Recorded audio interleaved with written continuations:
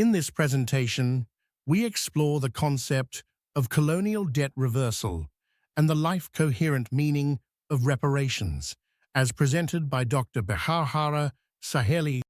The claim by a former British Home Secretary suggests that former colonies owe Britain for development.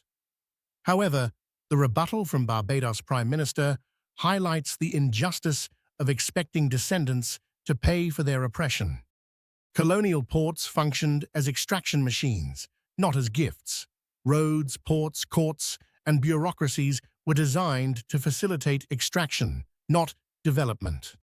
The Imperial ledger counts costs like administration and military protection, but omits the hidden costs of human labor and environmental destruction. The scales of justice are tipped, recognizing compensation for slave owners, but ignoring the enslaved. This imbalance perpetuates the original logic of exploitation. Colonial slavery operated under two logics. Moloch demanded sacrifice, while Mammon kept the accounts. This system extracted life to maintain order. The accountability matrix shows that institutions can inherit responsibilities and advantages, but not personal guilt. This highlights the need for reparations. Reparations are not about guilt or charity. They are about recognizing historical harm and repairing it through institutional responsibility.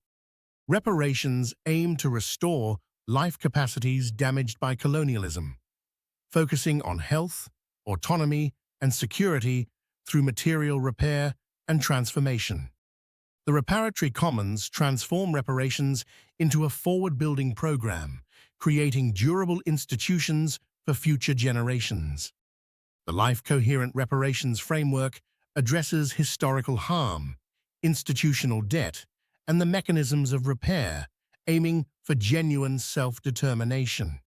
Reparatory justice restores the relationship between wealth and extraction, rejecting collective blame and institutional amnesia, and ending moral inversion.